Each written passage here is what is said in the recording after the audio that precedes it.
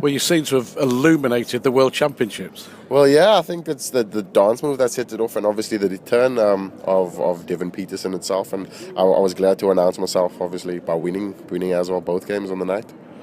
You made all the headlines. Well, yeah, I've even trended on Twitter, which is a real achievement for me, and obviously got some exposure back home. The SuperSport obviously showing some of the highlights, which is really getting the sport noticed in South Africa. So I'm pleased to be part of that. Great to be back involved, because it's only a few months ago that you feared you would never throw a dart ever again. Of course, yeah, and being involved in the greatest tournament of them all, I'm really pleased, and obviously the result as well, and glad that my injury, the timing of it was the worst, but obviously getting back to was probably the best. So yeah, I'll just take every game as it comes and probably just give it my all. For those who don't know, just explain what happened with the wrist and how bad it got and how in the end it was sorted out for you. Well, in the beginning, obviously having loads of time off, I used to gym a lot, taking it from day to day, obviously practicing and gymming, and then one day I just hurt my hand, and then I continued practicing, and the next day I couldn't pick up a dart, I couldn't even grip it, and then I needed to go back home, obviously do the medical thing and do the therapies and so on, and it took me about 12 months to get back, and then I only started practicing for the last 3 months, and now with minimal practice I've really recuperated very quickly, and I'm sure with another 6 months of practice I'll probably be top dollar.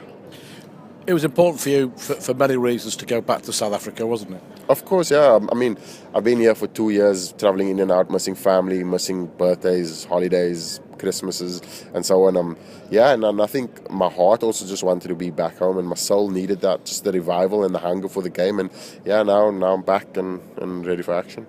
So what does the future hold? Because you're looking to go, well, you are in business already in Cape Town, aren't you? Yeah, true. Just setting up a few businesses now in Cape Town itself, but looking to probably do the European tour next year, and then 2015 probably smack the Pro Tour back on, yeah.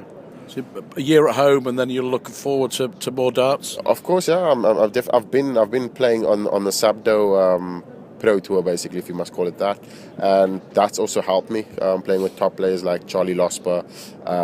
We've got a new guy called Graham Philby, he's also a top player, and then those have helped me along, and yeah, I'm just looking forward to obviously what the next year holds.